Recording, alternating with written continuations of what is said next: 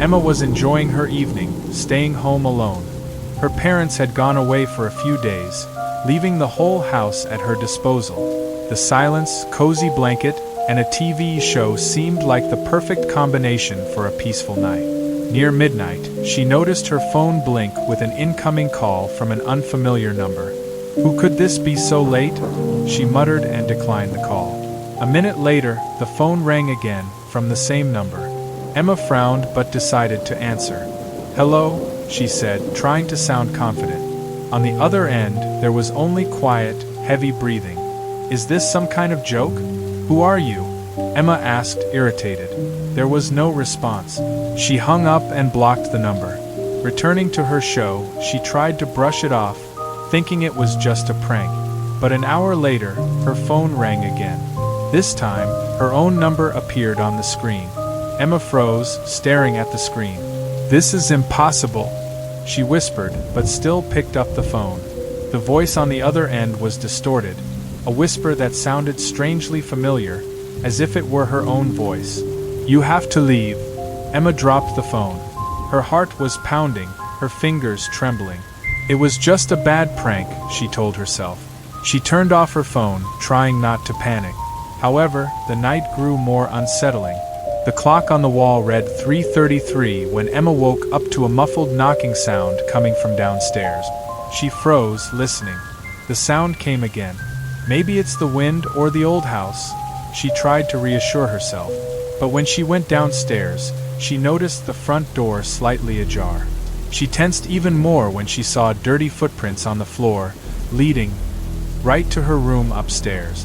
Emma dashed back to her bedroom and slammed the door shut. Her phone, which had been turned off, suddenly powered on by itself and rang. The screen displayed her own number again. Gathering her courage, she answered. "Who are you? What do you want?" This time, the voice was clear, though still a whisper. "I am you, but from the grave. Go to the cemetery." Emma dropped the phone, feeling a cold shiver run down her spine. The phone slipped from her hands, and she noticed that the screen displayed a date. December 6th, 2024. It was tomorrow's date. The night turned into a nightmare. Emma couldn't sleep, and only when the first light of dawn appeared did she decide to leave the house and get some air, hoping to forget the strange events. By day, everything seemed normal.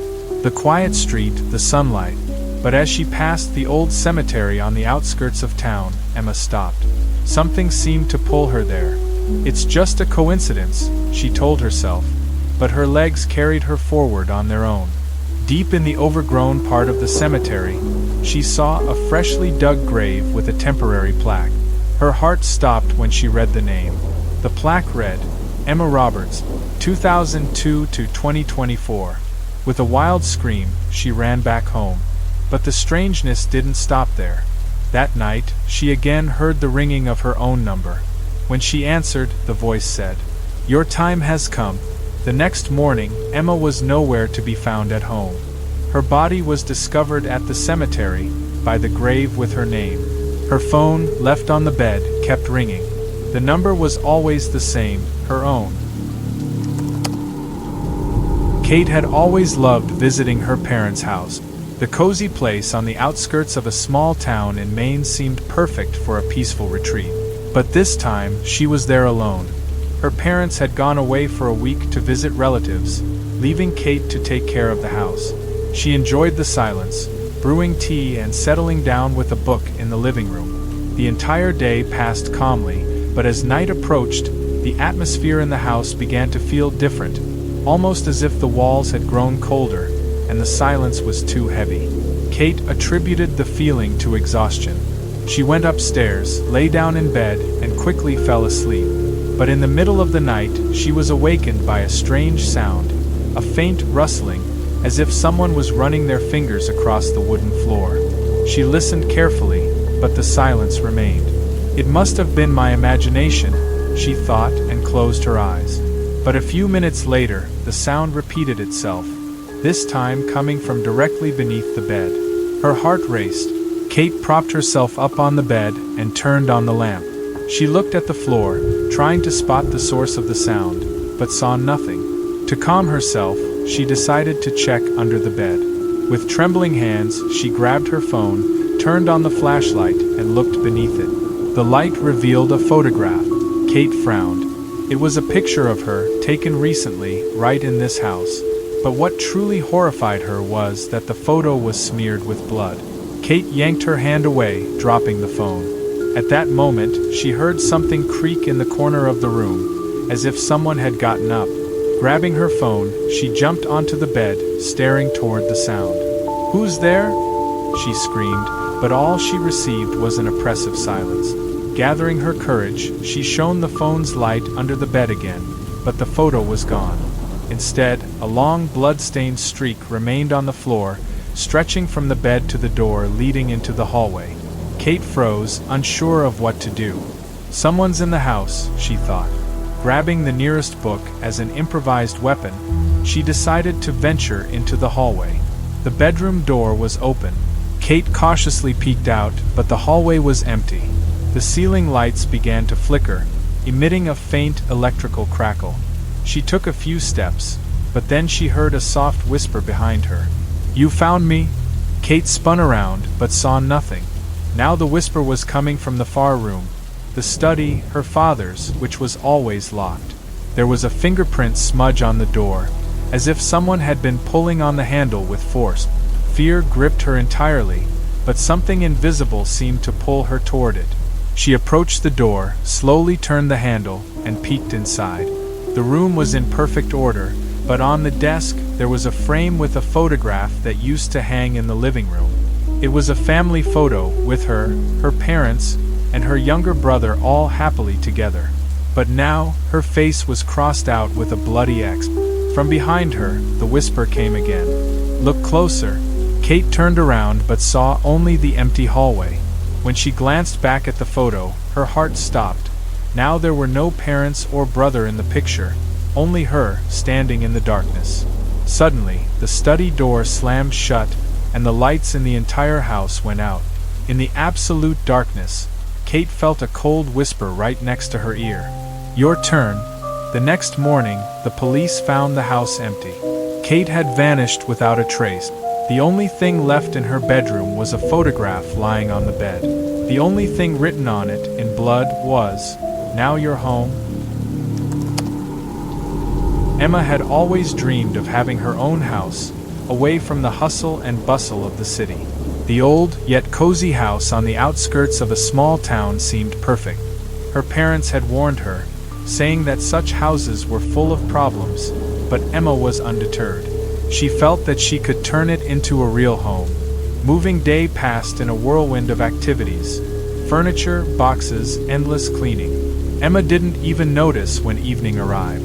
After a hot shower and a light dinner, she decided to straighten up the walls in the living room. They looked strange, as if under a thick layer of wallpaper, old paint was hidden. She started removing a piece of wallpaper, and suddenly a thin line caught her attention, cutting vertically through the wall. The line wasn't just a crack, it was the outline of a door, painted to match the wall. "Now this is a find," Emma said aloud, admiring the discovery. She knocked on the door, but the sound was hollow, as if there was nothing behind it. Emma didn't rush to open it. Fatigue took over, and she decided to deal with it in the morning. The night began peacefully. Emma fell asleep quickly, but around midnight, she was awakened by a strange sound. It was a faint, barely audible cry of a child. She sat up in bed, listening closely. The sound came from the living room, or more specifically, from behind that hidden door. Her heart froze. Emma tried to convince herself it was just her imagination, but the crying continued, growing louder. She approached the door and carefully pressed her ear against it. Behind the door was silence, as if nothing had ever been there. "It's just the wind, old house," she whispered, trying to calm herself. Emma returned to bed, but sleep wouldn't come. In the morning, gathering her courage, she decided to open the door. Armed with an old kitchen knife, she carefully scraped off the remaining paint.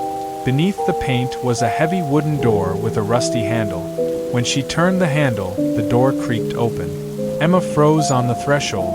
Behind the door was a small, dusty room. The The only object in the room was a coffin standing in the center of a huge satanic pentagram carved into the floor.